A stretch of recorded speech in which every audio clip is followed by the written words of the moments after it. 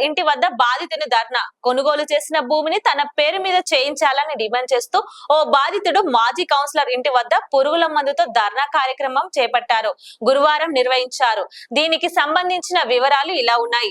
కామారెడ్డి జిల్లా పాల్వచ్చ మండలంలోని భవానీపేట గ్రామంలో సర్వే నంబర్ల ప్రకారం 5 ఎకరాల 10 గుంటల భూమిని కామారెడ్డి జిల్లా కేంద్రానికి చెందిన మాజీ కౌన్సిలర్ పంపరిలత శ్రీనివాస్, పట్టణానికి చెందిన బోయిని మహదేవ్ కు 2023 సంవత్సరంలో 70 లక్షల రూపాయలకు అమ్మడం జరిగింది. అమ్మకం జరిగే సమయంలో పాస్ బుక్లు చేసి ఇస్తామని హామీ ఇచ్చినట్లు బాధితుడు విలేకరులకు తెలిపారు. కానీ ప్రస్తుతం సంబంధం లేకుండా మాట్లాడుతున్నారని వాపోయారు. మాజీ కౌన్సిలర్ ఇంటి వద్ద ఉద్రిక్తత వాతావరణం చోటు చేసుకుంది. నా పేరు మహాదేవ్. భవానీపేట శివార్ల 769 సర్వే నంబర్ల 184, 769, 184, 769, 196, 769, 257/1 లా 5 ఎకరాల 10 గుంటలు పంపరి శ్రీనివాస్ మాజీ కౌన్సిలర్ కామారెడ్డి, ఆయన లీడర్. ఆయన దగ్గర నేను తీసుకుని ఆయన నన్ను నమ్మిండు, నన్ను నమ్మించిండు.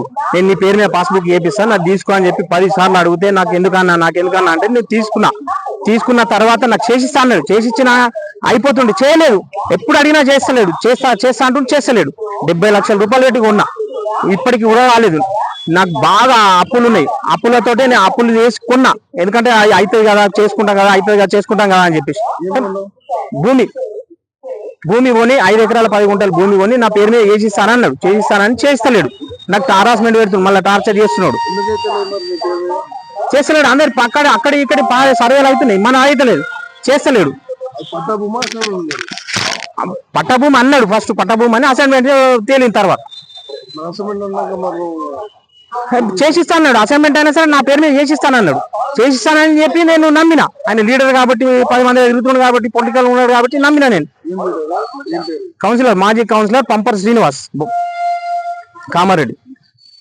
నాకు ఇదైతుంది, నాకు దుఃఖం వస్తున్నది. నాకు ఎంత టార్చర్ ఉన్నదంటే నాకు అప్పులతో బాగా ప్రాబ్లమ్స్ ఉన్నాయి. నేను వశం కాకుండా నాకు ఇవాళ మందు తీసుకొని తాగి చచ్చిపోతాను, బాటిల్ తీసుకుని ఇది చేసిన. నేను మా చుట్టాలన్నా ఆపిరు, అయినా కానీ నాతో అయితలేదు. నేను ఉండాలి, నేను చచ్చిపోతా అని చెప్పి ఇది చేసిన. నాకు ఇప్పుడు అడిగితే 2 నెలల టైం అడుగుతున్నాడు. ఇంకా 2 నెలల టైం వరకు అవుతుందా కాదా నాకు సంబంధం లేదు. నీకు ఎట్లా చేసి ఇది అందరు కలిసి నాకు దయచేసి నాకు ఆ డబ్బులన్నీ పేరు పన్న మార్పిడి చేయరు, లేదంటే నేను చచ్చిపోనికి సిద్ధంగా ఉన్నా.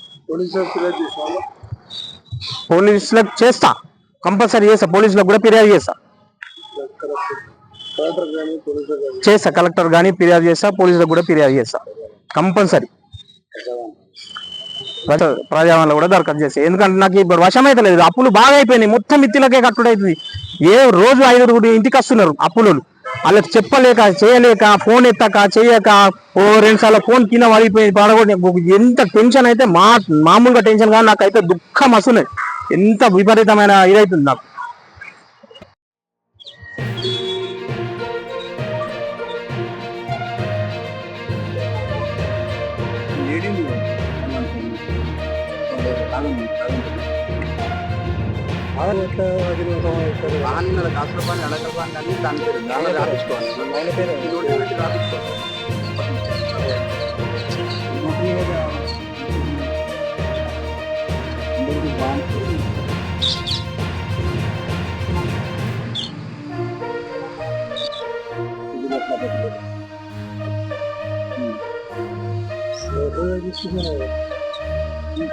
कराने ना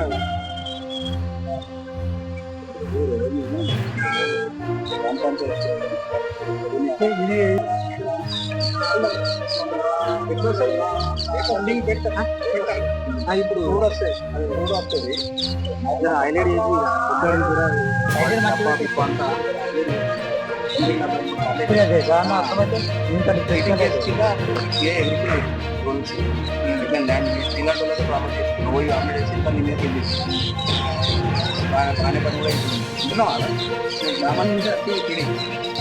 మన దాంట్లో వీడియో